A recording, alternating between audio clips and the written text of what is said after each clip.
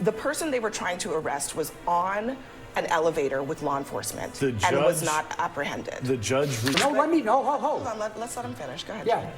They defiled it because you're taking extreme measures, getting an arrest warrant for a judge who says go in the back door and go to the elevator. They'll meet you outside. That's obstruction. You know what's going to happen? That this guy is a gang-banging member of MS-13, despite, by the way, no evidence of that. You think that Have you seen the knuckles? You know that, okay, let's... He's a mild-mannered suburban father. We have lied our rear ends off about this case. He is a El Salvador illegal immigrant. He came to the country 14 years ago illegally. There is a ton of evidence that he is involved in gang activity. There is a ton of evidence that he was involved in human trafficking. I guess I'm asking you to consider. What I'm asking you to consider. We really got to go. Let me tell you what offends me. We really got to go. Yeah, is that there are people and one political party in this country dedicated to re-importing illegal aliens hand over fist, and it is outrageous. That's what offends me. That's great rhetoric, but it ain't true. We gotta leave it. We gotta leave it there. Hello, everybody. Guys, this is a pretty insane segment. I'm gonna leave most of my comments for the end because it's pretty long.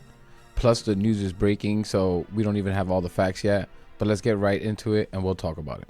Good evening, I'm Abby Phillip in Washington. Let's get right to what America is talking about, crime and punishment. Tonight, a judge who normally punishes criminals is accused of crimes. For some, the episode is now example number one in the Trump administration's pursuit of power. Constitutional checks be damned. But for others, it is a simple law and order story, that no one, not even those who wear black robes, are above the law. Now, the story starts in a Wisconsin courtroom last Friday. There, Hannah Dugan, according to a criminal complaint, confronted agents attempting to apprehend Eduardo Flores Ruiz. Flores Ruiz, a Mexican citizen, was in court, brought up on domestic violence charges, and agents informed Dugan of the warrant.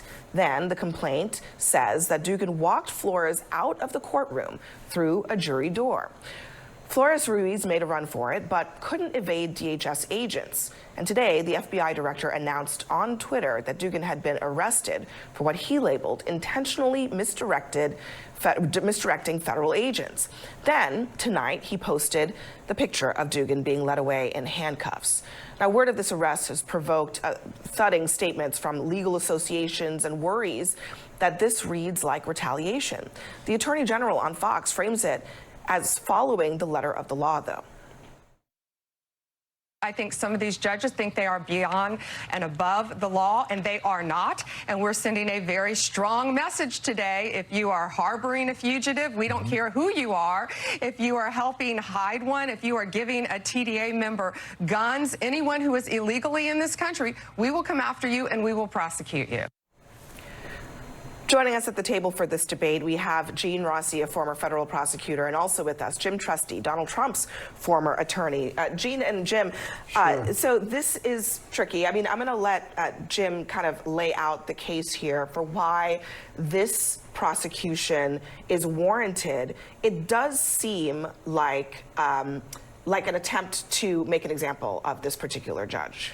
Well, this is a judge with absolutely no judgment if you read the complaint. I mean, it's an embarrassment. It's not just that she used a private door that you would never use to literally usher a wanted defendant out of her courtroom with his lawyer, but she tried to get the ICE agents and the task force that was trying to serve the warrant into a different place of the courthouse. She sent them packing. The problem is to the chief judge to talk to them about the warrant and where this arrest could take place. Which they had already done, and the chief judge was actually fine with where they were trying to serve the warrant. The key was she's trying to get them out of the hall. The big mistake was there were a couple of agents that were in plain clothes that stayed behind. They watched as a judge refused to call the case against this defendant, snuck him out the back door, and helped him get to a back elevator to try to get away. Okay, so let me take on. This is not some big symbol of politics. Okay. This is criminal behavior. I know. I want to get some of the facts clear here because I'm reading the complaint, and a couple things struck out at me. Like on page 11, for example, it says that they walked to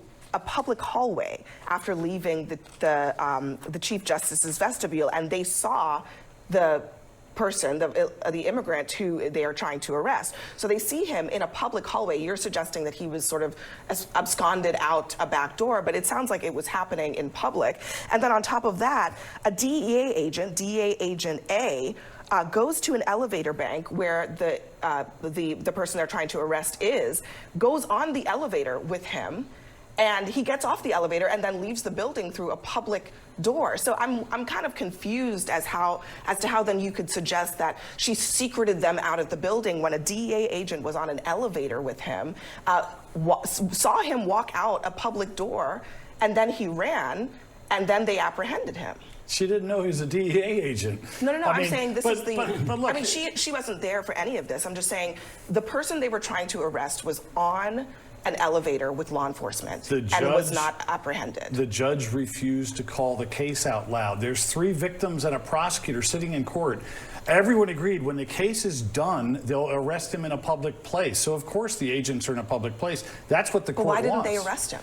They were on an elevator with him. Because they're waiting for the case to be called. And all of a sudden, he's making a run for it. But the case is a completely unrelated case. Gene, I want you to jump in. But I guess the facts here, to me, there's some holes, especially in this idea that she tried to get him out when it seems like they went out a public door and were seen by the very people who then arrested him. I'm going to give a non-legal. So really quick, I was watching Laura Coates, and there was a judge saying that the reason that she didn't want to let the ICE warrant go through and let ICE arrest the man is because they don't recognize ICE warrants. ICE warrants are signed by, which are called administrative warrants, are signed by ICE officers. And they need a judge-signed warrant, right? A judicial warrant, and that's her claim as to why she didn't want to just hand them over to ICE, because they just don't recognize ICE warrants. They're not right. They're not legal, and right. You don't have to abide by them. Analysis. What you have here is a judge who's just incredibly angry that DEA agents, ICE agents, Custom and Border Protection, deportation officers are hovering around like bees for a man that they're trying to arrest. It's anger on steroids. I want to get to something that Jim brought up. I was a prosecutor for many years, Jim was too. That prosecutor had this case on his docket. He had the victims there in the audience. For the victims, and I'm a big victim advocate, this was a big deal. And the thing that really bothers me about the judge, and I think this is a big mess, is that she adjourned the case without telling the prosecutor and without telling the victims.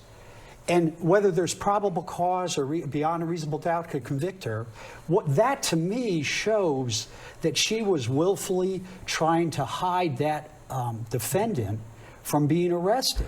And that bothers me a lot. Now, would I, as a prosecutor... Explain that to me for a second. Yes. So you're saying... And somebody please correct me about the whole ICE warrant and the judge-signed warrant. Lawyers out there, anyone that might know. Right, because that was my understanding of it. Saying that the fact that she adjourned the case, yes, even though there was clearly an immigration arrest that was about to happen, you think that that was a sign that she wanted to hide the defendant? Why? It points towards, of course it is. It was in the affidavit and the judge reviewed it. But that points towards her trying to conceal and obstruct the arrest of this individual, I don't know, Mr. Ruiz. Whether I, as a prosecutor in the Eastern District of Virginia, would have papered this case, probably not. I did a ton of illegal immigration cases, 1,000. I tried and I supervised thousands. Would I have papered this case? No. The thing that bothers me about the Justice Department in this case is they made it into a show. They waited a whole week to paper this case. A week. And here's what I want to say. You have the right to get an arrest warrant and you have the right to get a summons. And that they got an arrest warrant for a judge shows that they wanted to make this a spectacle. Last point I want to make is I indicted, or I presented to a grand jury and indicted a state prosecutor. I indicted a prosecutor. and I got a summons because I didn't want to make a spectacle. They made a spectacle of this case. Well, they announced it on can X I as ask- well, and then deleted it, but announced it on Why X. wouldn't you want to make a spectacle of it? I mean, the fact of the matter is, there are liberal Democrat elected officials, not all judges, some are mayors and others, all over this country who have said repeatedly since Donald Trump became the president that they would like to obstruct his principles and his program when it comes to deporting illegal immigrants. Here you have this person. If these facts are proven true, obviously that's exactly what she was trying to do here. Why wouldn't you want Let to me make? respond to that. Well, let me. Yeah. Why? Because You asked me a question, let me spectacle- respond. Well, let me tell you my view. The Okay. spectacle is important Yeah. because a message has to be sent to everybody else. We're not going to put up. You've been elected by people to uphold the law, and some of the laws that have been most flagrantly violated in this country are immigration laws. You've got to get on board with upholding all the laws, not just Let me the ones you respond, like. Scott. I'll let you respond, and then you can get it. Oh, I'm sorry. no, Did go you, ahead. did you want to go? ahead. I don't want to dominate No, you here. respond. But I want to respond to your point here. Why make it a spectacle? This is a state judge. She's been on the bench for about 10 years. Okay. She has a very good record.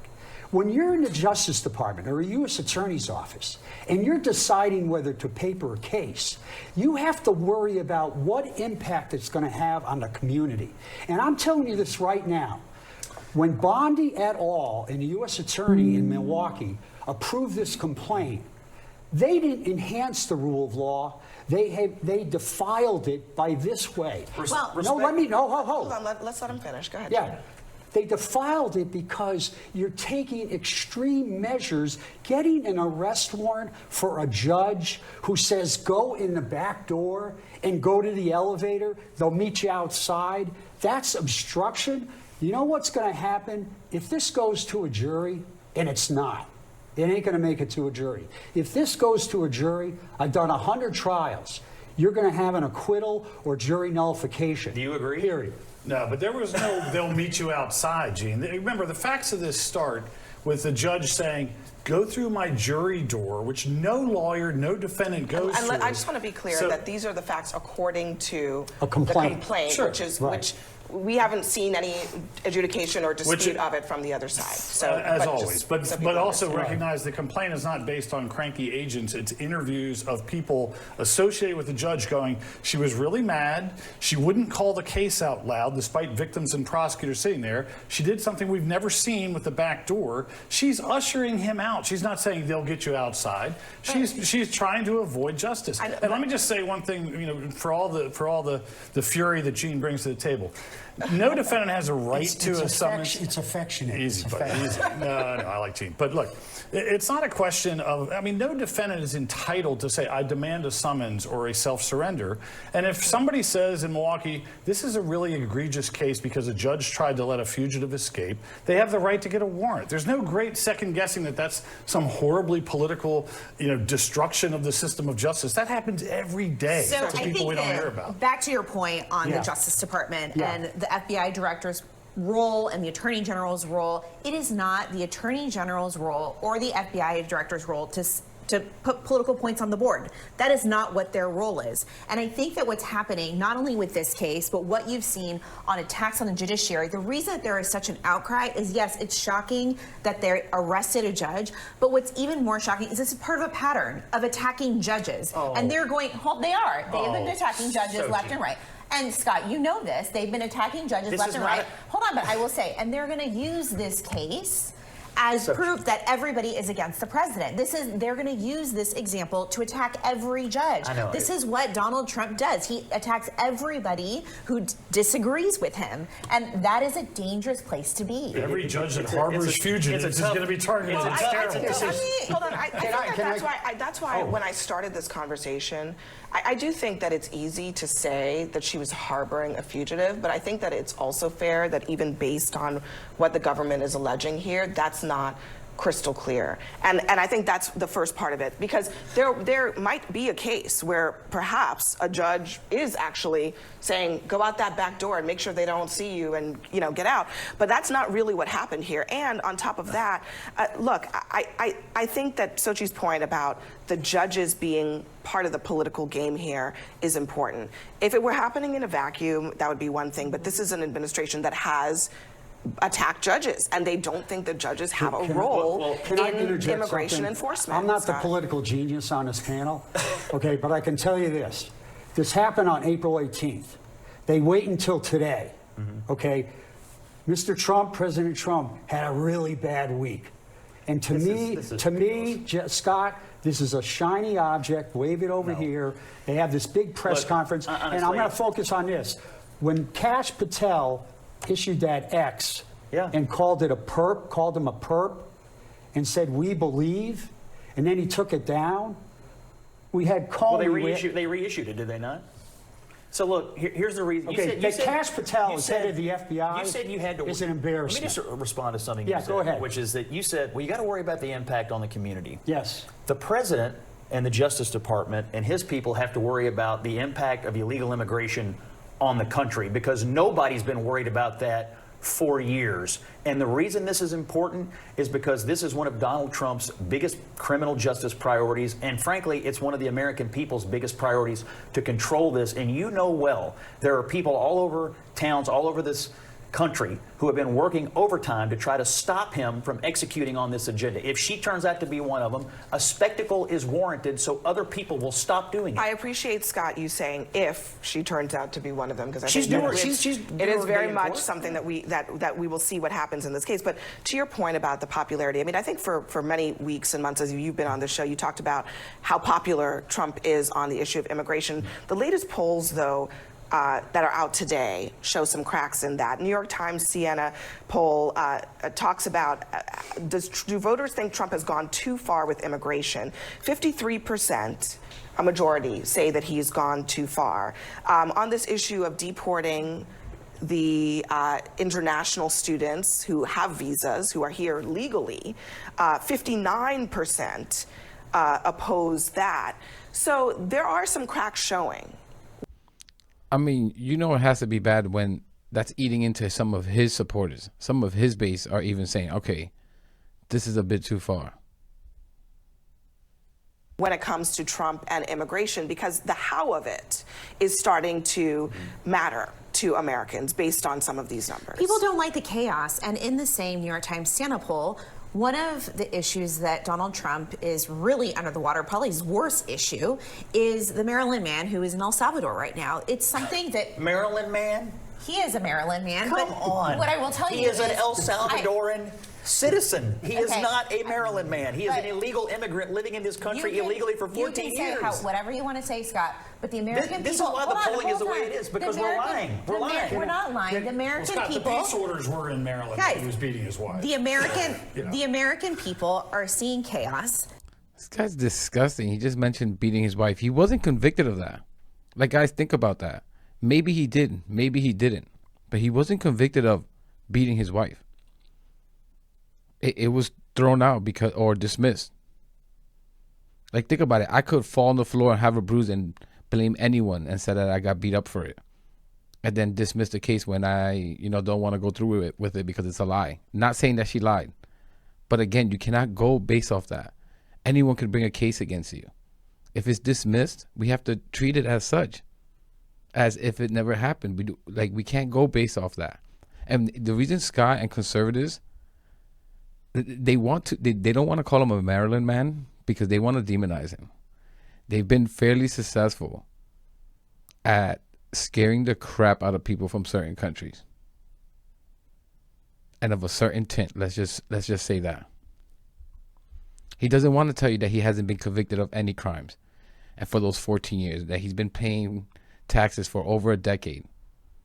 Do you know how many people fit that description? This will put a hole into the economy if they really go with this deporting millions of immigrants. Again, they won't tell you that illegal immigrants commit crimes at a lower rate than Americans. It doesn't fit their narrative of, look how dangerous, look how violent. Look at this one case of someone who died by an illegal immigrant. Like, why else would you do that? Again, knowing that the crime rate is lower amongst illegal immigrants. 14 years living here in Maryland. To me, that sounds more accurate to call him a Maryland man. It's so insane. They do not like it. And this is immigration might be something that is popular for Trump, and now he's going underwater. But this case specifically is one of his lowest points with the Scott, American people. is it accurate to call this man a Maryland man? Scott, Yes or no? Of course it's not. You think that it's interesting to me that you think that despite the administration yelling far and wide that this guy is a gang-banging member of MS-13, despite, by the way, no evidence of that, you think that Have you seen the knuckles? You know that. Okay, let's. It's also why he couldn't go back to El Salvador because of gang retaliation. So you think that even though they have been saying that about him for weeks, that is not penetrating, and Americans Actually, are just misled, and that's why they don't question. like how Yes. Trump has handled this? He has been saying that for weeks. And what has the entirety of the national news media been saying? He's a Maryland man. He's a mild-mannered suburban father. We have lied our rear ends off about this case. He is a El Salvador illegal immigrant. He came to the country 14 years ago illegally. There is a ton of evidence that he is involved in gang activity. There is a ton of evidence that he was involved in human trafficking. I guess I'm asking you to consider. What I'm asking you to consider is it possible that the American people understand that about the case, but they also think that Trump should follow the judge's orders? Is it not possible? Is it possible the American people have been misled by the media about the circumstances of this case? He did have due process. He is illegal. He did have a deportation order. Then how did he go to court so many times? He was never indicted for being a member of he's an illegal alien. Why doesn't Pam Bondi indict him then on that? There's also a factor here. The judge made an order that that she expects to be executed on, and it has not been. And that is the part that I think is salient to the American public about this case. And here's the other thing. And they don't have evidence, because if they did, you wouldn't hear Scott saying, well, he has tattoos. Like, this is so disgusting. Let's be real. If he was white with tattoo, does he call him or them gangbangers? You don't think that white nationalist group, the Proud Little Boys, have tattoos? Like, even if they are gang tattoos, this idiot doesn't understand that anyone could join a gang and commit no crimes and get a tattoo, and there's no crime committed there. And I hate generalizing, but white people have more tattoos than anyone. Are we supposed to look at them suspiciously now? Like, this is insane. Obviously, there's nothing wrong with it. These people are trying to scare the crap out of the American people about how people look.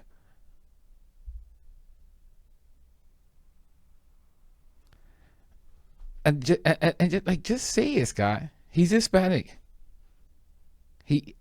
Hispanic in his eyes equals brown. Brown equals dangerous. Oh, he has tattoos. Oh, he was in a gang. There's all this evidence. Where's the evidence? Why don't they bring the crime? How effing rich for this guy. He bends over every night on live television for Trump, who pardoned the white nationalist gang that actually committed crimes.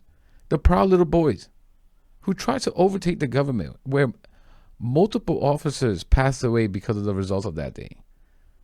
This is incredible. And this is why he has no credibility when he talks, at least to me.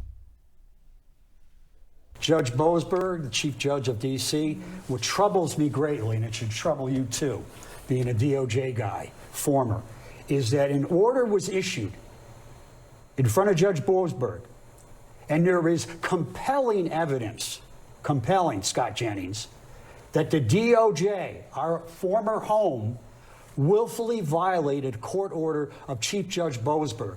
That offends me to no end. Forget the merits of whether he's a Maryland man or he's a MS-13. How can I forget that? It's vital. Well, you're talking about the merits of his case, good or bad, but what really offends me is the Department of Justice, where I worked for almost 30 years, willfully violated a court order, and they lied in court about their justification or their lack of knowledge. That should bother you more than anything else, my friend. We really got to go. Let me tell you what offends we really me. Gotta go. Yeah, is that there are people and one political party in this country dedicated to re-importing illegal aliens hand over fist, and it is outrageous. That's what offends me.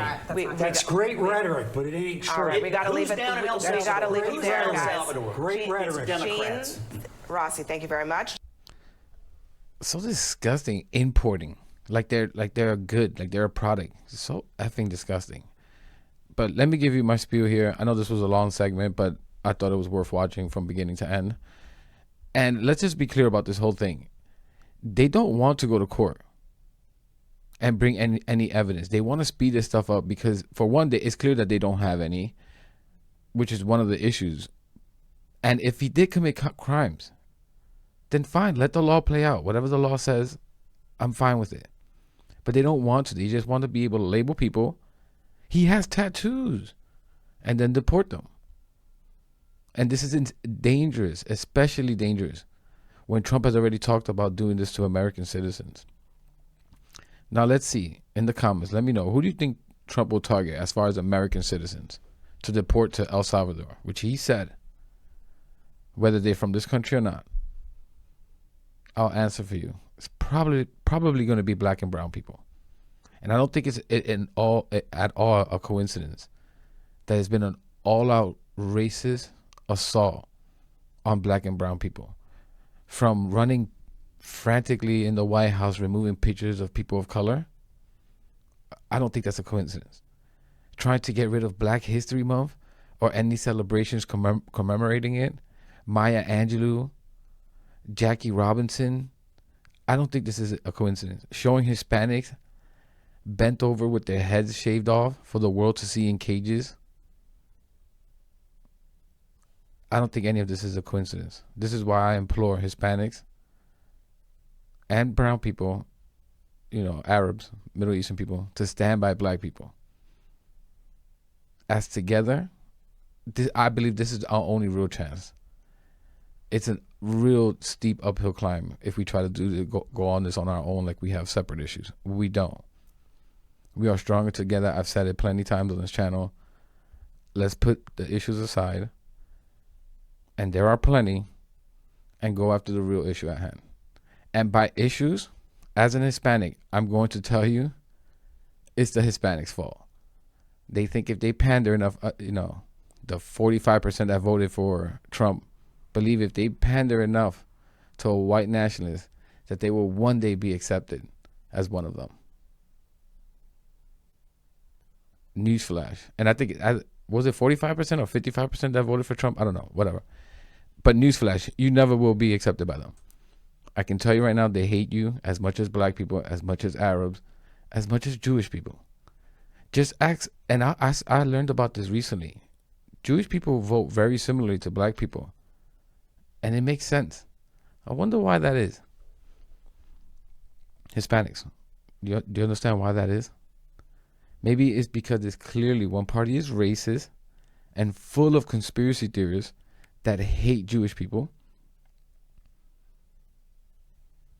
Like, if I have one goal on this channel, if I can have one wish, is so that Hispanics vote like Jewish people and black people. Because we'll put these people away, and this kind of ideology will be pushed to the side, and it'll be in the corners of the country, not in the White House. Maybe a few more of our heads need to be shaven and thrown into cells in El Salvador without even being convicted of a crime. Maybe just a few more, right? Hispanic Trump supporters. But I'm going to leave it there. I know this was a long video. Please leave a like. It really helps the channel. Please subscribe if you haven't. And please leave a comment. I want to know what you think about all of this and what I said. And yeah, I'll catch you in the next one. Thank you for watching.